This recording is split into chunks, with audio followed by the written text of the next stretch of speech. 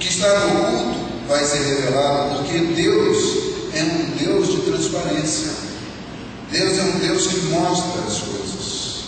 Ele não esconde. Você pega a Bíblia, na Bíblia fala do adultério de Davi, das mentiras de Abraão, né? Dos erros dos homens de Deus, estão na Bíblia. A Bíblia não esconde. Então, como é que no meio da casa de Deus, aquilo que está oculto, que todo mundo pensa, ninguém vai descobrir, como isso vai permanecer oculto? Eu penso, amados, que quando alguém faz alguma coisa errada, tem pelo menos 3 testemunhos: a pessoa que fez, que cometeu o erro, Deus e o diabo. Quando nós fazemos alguma coisa errada, por mais escondido que seja, pelo menos tem 3 testemunhos. 3 estão vendo, pelo menos, né? Porque aí a gente tem que pensar que o diabo, ele não é onipresente, então deve ter demônio dessa rodeando aquele lugar, e aí então as testemunhas aumentam. Então, como é que alguém pode esconder alguma coisa de Deus? E a palavra de Deus fala a respeito disso, que o juízo vai começar pela casa de Deus. Então, se nós temos coisas ocultas, vamos tratar de revelar essas coisas erradas, ocultas.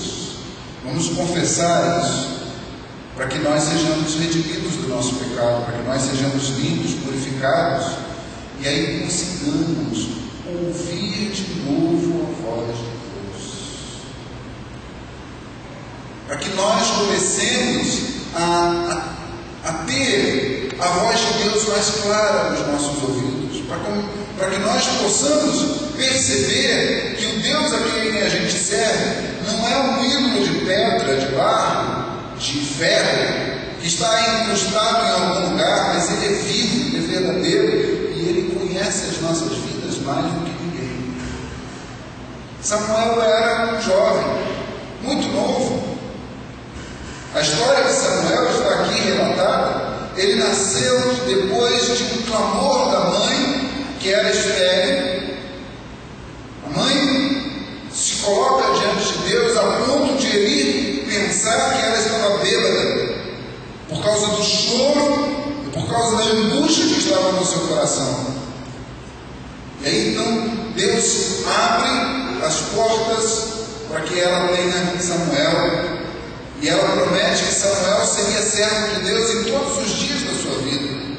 Então, quando chega o momento em que ele é desmamado, ela vai lá cumprir aquilo que tinha prometido a Deus. Entrega Samuel para ser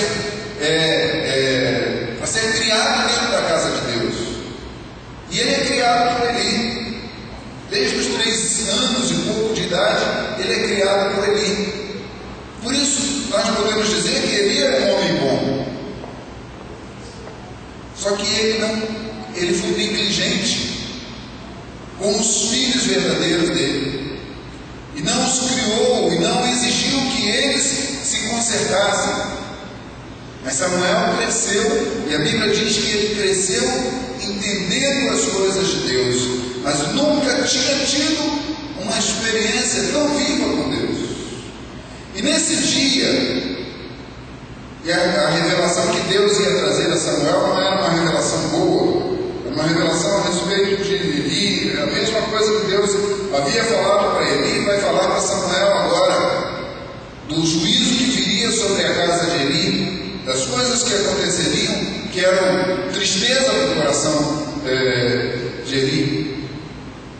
Mas o que é importante nós avaliarmos nessa manhã aqui foi o tempo de ouvir a voz de Deus, o tempo de perceber que Deus está chamando, que Deus está usando o nosso nome pessoal.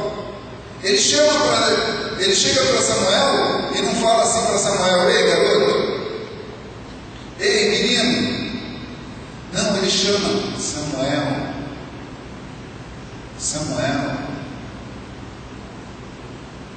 Da mesma maneira que ele pode chegar hoje aqui e falar: Mário, geral. E eu tenho certeza que Ele faz isso.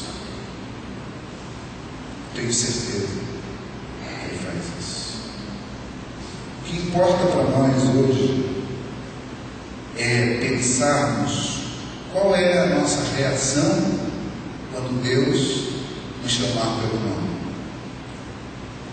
Qual é a nossa reação? Se nós olharmos a Bíblia, aliás, a gente precisa olhar a Bíblia, né? Sempre. Mas a história da Bíblia fala dos chamados especiais de Deus. A história da Bíblia, a história da humanidade fala dos momentos em que Deus chamou alguém de uma maneira especial. Vocês querem ver? Como é que Moisés foi chamado?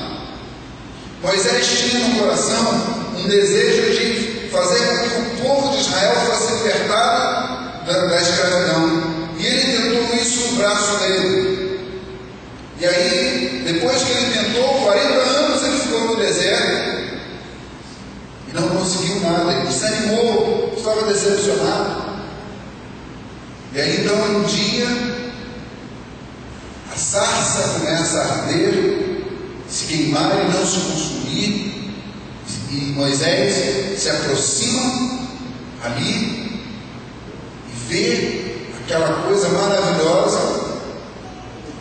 Então Deus fala com ele: Moisés. Ele chama pelo nome de Moisés. Qual foi a reação de Moisés? Vocês lembram? Moisés começa a dizer: Deus, mas Deus, eu sou tão pequeno, eu sou tão incompetente, é tão difícil para mim. Deus mostrou e Deus falou: eu vou andar contigo, eu vou caminhar contigo. E Moisés começa a dizer, chega a dizer para Deus: olha Deus, manda outro. Deus diz para Moisés: eu quero você, eu quero mandar você. Por isso chama Arão, teu irmão, vai lá, fala com Arão, teu irmão, para ele ir com você, mas eu quero usar a você, eu quero usar a tua vida.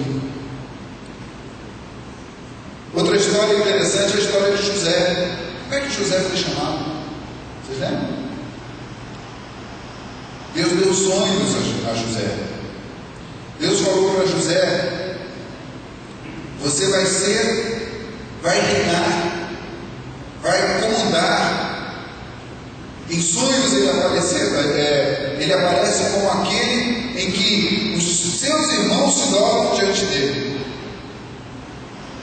E José, como ele reage? Ele vai e conta para os irmãos. Talvez ele tenha ficado assim: olha, você é grande, né? Você é alguém importante. E os irmãos que já tinham uma bronca dele grande ficaram mais bronqueados ainda, a ponto de vendê-lo para os mercadores de Ismael. E aí então, como é que é a história de José? Ele vai, passa pela prisão, passa pela escravidão, até o dia que Deus o levanta e o coloca numa posição. Como é que é a história de Abraão? A gente costuma falar aqui no final, né? Ser uma bênção, né? Essa coisa toda. Abençoarei os que te abençoarem, engrandecerei o teu nome. Mas como é que foi a chamada de Abraão? Deus chegou para Abraão e falou: sai da tua terra, da tua parentela, e vai para um lugar que eu te mostrarei. Qual a reação de Abraão? Abraão sai, mas leva um parente junto. Essa é a reação de Abraão. O chamado de Davi. Como é que foi o chamado de Davi? Davi estava lá no meio das ovelhas, cuidando das ovelhas.